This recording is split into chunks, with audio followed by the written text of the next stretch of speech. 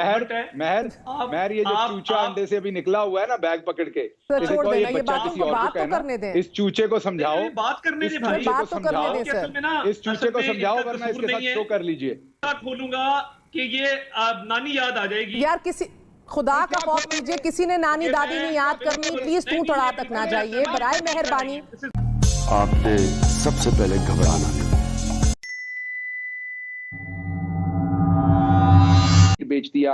अवाम को बड़ी अच्छी तरह से पता है किसने हुर्रियत लीडरशिप के साथ मुलाकात से इनकार करके जंदाल के घर पे जाके कॉफी पी। सर आप तो फिर दो तिहाई अक्सरियत लेने जा रहे हैं, जंदाल को अवाम को 2/3 मेजॉरिटी निकाल लेंगे, जंदाल को मरी वाले कॉन्फिडेंट है ना। सुन लीजिए महर, शायद आपको भी ये बात भली नहीं लग रही लेकिन सुन लीजिए। उसके बावजूद अवाम को बड़ी अच्छी तरह से पता है कि मरी वाले घर में कौन लेके जाता था जंदाल को, और पूछने के ऊपर ये कहा जाता था कि हमारे जाती गेस्ट हैं। अवाम को बड़ी अच्छी तरह से पता है कि किस तरह कुलभूषण यादव का 3 साल तक नाम तक नहीं लिया गया, तो कश्मीरियों के हक के लिए उनकी हुर्रियत से आप मिलने से तो इनकार कर दिया, वोट आप कश्मीरियों से। तो बेसिकली आप लोगों की लैक ऑफ इमेजिनेशन, माजरत के साथ आप सबको बात करनी चाहिए। आप लोग या तो एक दूसरे को जाती अलकाबात से नवाजेंगे, कोई बेबी भुट्टो कहेगा, कोई पर्ची वो कहेगा, या दूसरे को कोई वो वापस आप लोगों को जो भी अलकाबात से नवाजते ये किया जाएगा, या तो फिर एक दूसरे के पेट्रियोटिज्म को और कश्मीर कॉज के ऊपर वफादारी और शिद्दत के ऊपर सवाल उठाया जाएगा। There is no substance. बिल्कुल बला आदमी नहीं। आपने मेरे से मंसूब किया ना तारक साहब, आपने मेरे से मंसूब किया तो मुझे जवाब देना पड़ा। करने दीजिए प्लीज, जवाब दो, अपनी बारी पे जवाब दो। आपने बड़ा कुछ मंसूब किया। नहीं बिल्कुल मैं बारी पे, लेकिन आपने अपनी बारी पे गलत बात मंसूब की, मैंने जवाब दिया। हौसला रखो ना मेरा बच्चा, हौसला मेरे सोना, हौसला। बात ये है आपकी महर ये जो चूचा अंडे से अभी निकला हुआ है ना बैग पकड़ के, छोड़ देना, ये बात किसी और को कहना, इस चूचे को समझाओ, बात करने दे भाई, बात तो करने दे सर, इस चूचे को समझाओ वरना इसके साथ शो कर लीजिए। जी एक सेकंड को बात मुकम्मल करने दे सर। कोई इधर चूचा नहीं है, वेल हैच नहीं है, कोई चूजा नहीं है, उनको बात करने दे सर। बच्चा मुझे कह रहा है ना, ये अपने बाप की उम्र के बंदे को बच्चा कह रहा है, तो इसको समझाओ और इसके साथ शो कर लीजिए। आपको प्रॉब्लम और है, इनके बचपन के बहुत तंग तजर्बात हैं, ये बड़े ट्रॉमा से गुजरे जब ये छोटे थे। एक ऑनर तारक साहब गलत बातें ना कीजिए, तारक साहब बचपन की बातें ना कीजिए, बहुत ज्यादा ट्रॉमा से गुजरे हैं तारक साहब, बहुत ज्यादा ट्रॉमा से गुजरे हैं तारक साहब। मैं आप दोनों को रिक्वेस्ट करें, अगर उनको मना करें सर, मैं आप दोनों से रिक्वेस्ट कर रही हूँ, do not go there.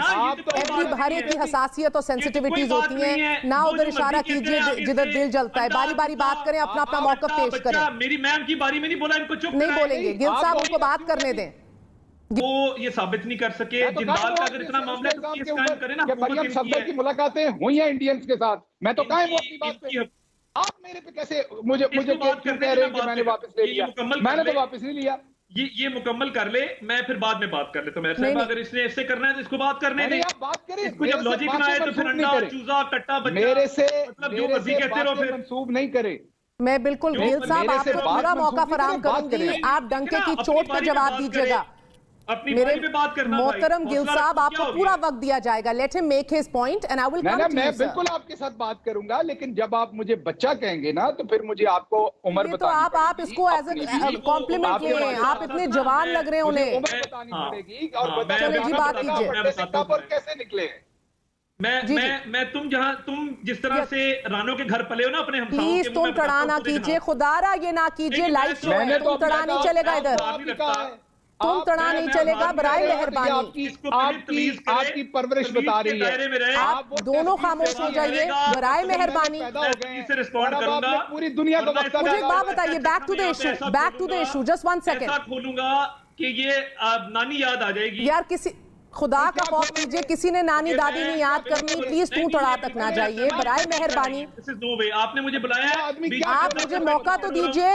Late me decide who will talk. जातियात पे बात इधर नहीं होगी। अच्छा अभी याद आ रहा था, अब परवरिश जो है ये खोलने दे इसे। देखिए मुझे किसी का कट्टा चट्टा खुलने में कोई इधर दिलचस्पी नहीं है।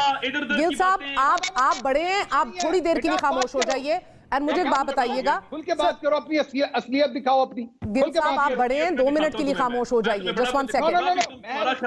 आप छोड़ दीजिए, ये मुझे बताए जिस मर्जी को गालियां देते हो, जो मर्जी। सर बराए मेहरबानी खामोश हो जाइए, जस्ट 1 सेकंड। गिल साहब आप बड़े हैं, आप खामोश हो जाए 1 सेकंड। अता तारड़ साहब, जो आप ये बिहेव कर रही हैं कि खामोश हो जाइए। अता तारड़ साहब, पहले इस तरह के इंसान को टॉक शो पे बुलाती क्यों है? सर एक सेकंड मुझे मौका दीजिए, मुझे मौका दीजिए, एक सेकंड मुझे मौका दीजिए सर, एक सेकंड। आप कोई जातियात नहीं है, तुम तड़ाड़ नहीं है, जो मैं सवाल करूंगी उसका जवाब दीजिए बराए मेहरबानी। And do not talk to each other, do not talk to each other. इसको बुला के आप दूसरों के बारे में इस बच्चे से पर्सनल अटैक करवाती हैं, उसके बाद तू तड़ाक है। सर मेरी बात सुनिए, ये मैंने किसी अपने गिल साहब, मैंने अपनी किसी खाला के बेटे को तो नहीं बुलाया ना। गिल साहब, he is a member of one of the leading political parties of the country. He is representing Shehbaz Sharif. He is his legal representation as well.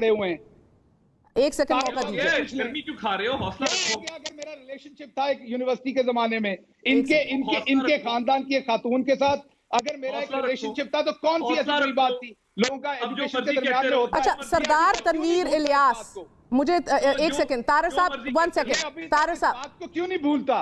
खामोश प्लीज, तारड़ साहब 1 मिनट खामोश रहिए। गिल साहब, ये सरदार तनवीर इलियास जो हैं कश्मीर इलेक्शन में, ये हमें इतलात मौसूल हो रही है कि ये मेरे साथ रिलेशनशिप था, उस बात को 2 दहाइयां हो गई हैं, उसका मेरा कोई ताल्लुक नहीं है रानों के साथ, ना मैं फैसलाबाद की इस गांव में। मैंने कहा क्या कर रहे हैं आप? देखें मैं वक्फा ले लेती हूँ।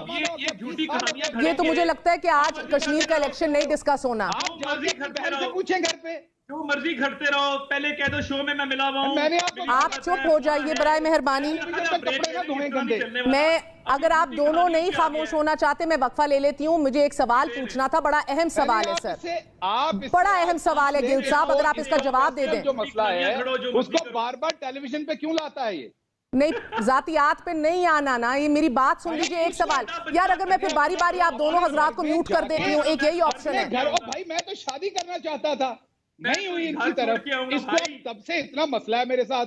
मेरा भाई, भाई आप पे हरासमेंट की केसेस आप पे हैं। तारड़ साहब आप ही खामोश हो जाए थोड़ी देर, आप खामोश हो जाइए थोड़ी देर। मेरी बारी में इंटरफेयर किया, मैंने पूरी बारी सुनी है। ये तारड़ साहब आप ये जो मर्जी कहता रहे, ये बात खुदा का खौफ करे, दिस इज कश्मीर इलेक्शन। उनका आपस में एज स्टूडेंट रिलेशनशिप है, इनको अभी तक वो बात, मेरी बारी है, मैं बात कर रहा हूं। मुझे अगर गिल साहब, पाकिस्तान का लग रहा है बहुत ही गंदा समय चल रहा है, तभी तो उनके सारे मंत्री पागल हो चुके हैं, किसी को बोलने की तहजीब नहीं है। लाइव टीवी डिबेट में बैठ के एक दूसरे को चूजा कह रहे हैं, टेस्ट ट्यूब बेबी कह रहे हैं एक दूसरे को, और जबकि ये बहुत बड़े बड़े मंत्री हैं पाकिस्तान की सरकार में और विपक्ष में। ये हाल हो चुका है पाकिस्तानी लोगों का। अब देखो, जब मिनिस्टर ही ऐसे होंगे तो जनता क्या होगी? बुरी हालत इसलिए क्योंकि ना तो मंत्रियों को होश कि टीवी डिबेट में क्या क्या बोलना है, और जनता का तो कोई हाल ही नहीं है। फौज अपनी मस्त है और इमरान खान को कोई मतलब नहीं है मुल्क में क्या चल रहा है। वो इमरान खान तो 24 घंटे बस यही इसी में लगा रहता है, किसी भी तरीके से मेरी 5 साल सरकार बच जाए और मेरे ऊपर कोई इल्ज़ाम न लगे। और ये नहीं देख रहा उसकी सरकार कहाँ जा रही है, किस तरीके से जनता भूख से मर रही है।